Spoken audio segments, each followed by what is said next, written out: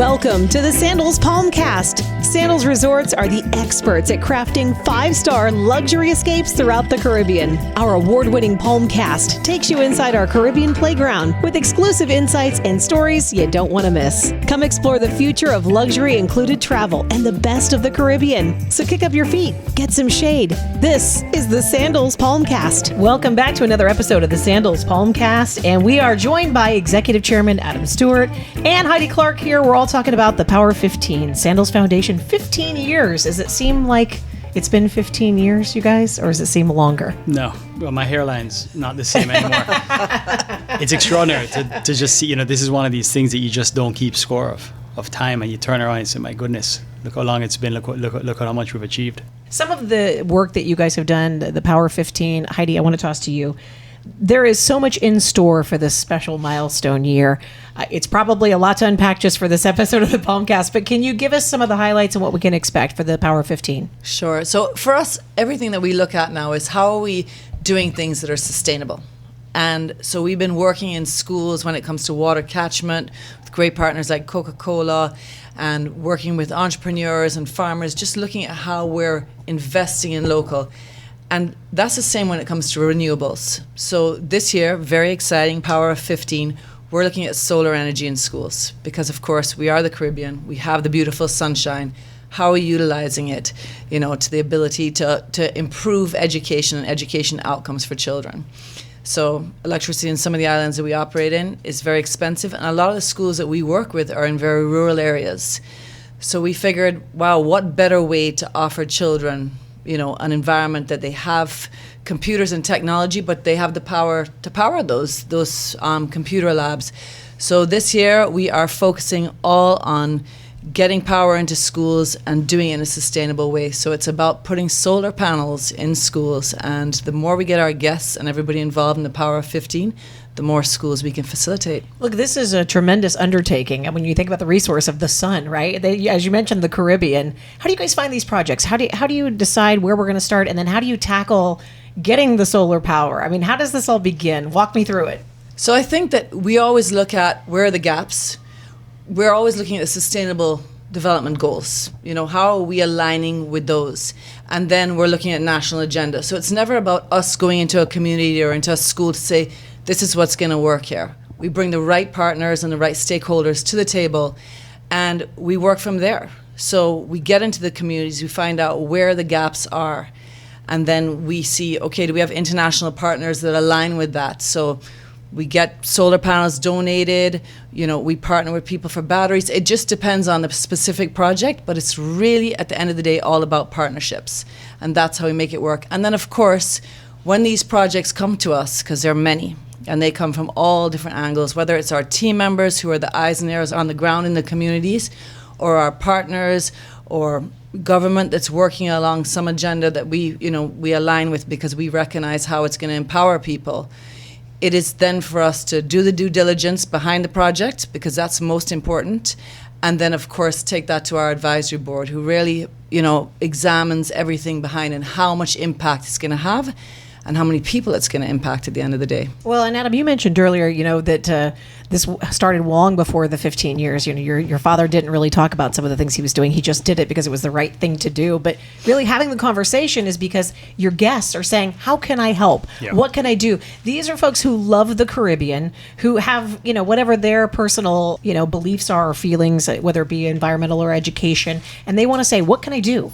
What can I do? So what advice would you give them? What can they do when your guests arrive that they can do to make a difference for the Sandals Foundation and for the Caribbean in general? Well, I think, first of all Sandals and Beaches guests should know that just by being a guest at our resort, they're making a difference. Sandals Resorts International funds the governance of this foundation. So, they're making it happen just by being a guest. But there's so many incredible ways they can get involved while they're on property. Whether before they come, if they pack for a purpose, they can go on the website. Every island has our partners listed and what they need. They go on a community tour that not only highlights the culture and the flair of the islands that we are in and the beauty of them, but also gives back. So every one of the community tours, whether it's the fish fry in Barbados or the street party in St. Lucia, they're all giving back at the same time. Or they can visit our gift shop corners where they're supporting local artisans. So we have invested big time into local artisans and farmers. And if our guests just purchase items from those corners, they're helping to build the capacity of local entities. So there's a multitude of things online on the sandalsfoundation.org that they can see. There are programs on property. There's a dedicated day every week in the resorts that inform, educate, and shows them the current programs happening. And, there's a long list. There's far more than Heidi's mentioning because there's so many needs. But, we should also flip it back and just thank all of our customers because, we would never have been where we are today if they hadn't believed in us. And it's one thing today to, once you have a track record of $100 million of cash in kind having been put into the Caribbean. But in the beginning, people had to take a gamble and a chance on this foundation and the work that it was doing. And that's what got us here, is their belief in us. So my job right now is to say a huge, huge thank you to everyone. It takes all of us. All of us is better than one of us. I think that the power of 15, this solar project that you guys, it's a huge undertaking. I don't want to ask the hard question, but the hard question is, what does the next 15 years look like for the Sandals Foundation? You guys are so innovative in the space in the Caribbean, and I'm sure you guys have huge goals and dreams. And can you give us a sneak peek about some of the things that you guys think about and how you can contribute? I think the beautiful thing is that one thing you can be sure of is that there will be challenges tomorrow and the day after. And as Heidi says, we look for the gaps. We're having conversations with the governments of the Caribbean on national agendas. It's great to see the progress of the democracies of the Caribbean, the maturities of our governments, and it's great to see us start to tackle things that are more in keeping with first world, recycling being one of them. The cost of electricity in the Caribbean is oftentimes 4 or 5 times higher than what it would be in America or Canada or the UK. So we're having much bigger conversations on conservation, on landfills, on solar and off-grid hybrid systems for power generation. But good old-fashioned education is still going to be something. There's still, as of today, I could say that alone could occupy us for the next 10 years because there's so much to be done. There's also an amazing amount of other NGOs and charities that work in the Caribbean. We run a hybrid system where we will put together 3-4 of us to tackle a program. We don't really need to have our sign on the gate at the end of the day. It's about making sure organically this is affecting our communities and the people of the Caribbean. So I think there is lots to do. There's a lot more to be done. And we really just feel we're warming up. We exceeded all of our expectations in what we've been able to do in the last 15 years. But it's an example of how right we were and how much more powerful this will be for the next 15. Yeah, invoking change, Heidi. It's so to see the look on the kids' face. And we talked a lot about education and seeing these children. And it's not just the serious stuff, right? You guys do a lot of the fun stuff too. I know some of the programs you guys do with golf that integrates some of the things that you guys do. Tell me what that feels like for you, Heidi, to be a part of something so powerful. There's a lot of great things, and we have certainly seen the strength of the tourism industry in the Caribbean and how it drives change in every little pocket. But of course there's fun, and there's Hasbro and the Christmas toy drive and getting out there with the children to do all sorts of fun experiences. And of course we do a lot with sports because we think it's one of the ways to get young people off of the streets. But I think that, to change one life takes a lot.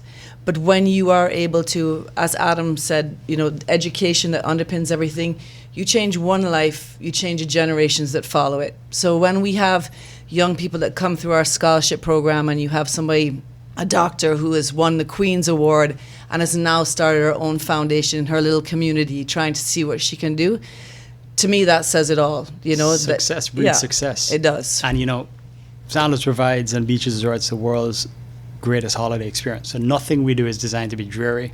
Right. It's designed to, be fun, right? It's always fun. So we put in a bowl, change through everyday amazing experiences. So, but what we're not afraid of is we're not afraid to talk about what needs to be done. And I think that's the fundamental shift that has changed with the foundation, where the foundation has created that platform to educate and inform. But at the same time, these are our customers that have come for 10 years, for 15 years, for 30 years. And so people are so generous. They really are. And they have, there is so much more good in the world than there is bad. And good conquers every single time. And our customers have proven their generosity by their belief in what we do. And how do customers help? You've inspired me so much, and I'm sure people listening to this Palmcast right now, what can they be doing right now? How can they be hands-on? Where do they go? How do they contribute? They can come to our website. They can certainly learn about all the projects we're doing in the various islands if they're coming to visit, but they can reach out to us at foundationgrp.com, ask, volunteer opportunities, tour opportunities, and they can donate, to their favorite project. But it's about bringing the resources together. Our customers, our guests are one of our biggest resources, along with our team members.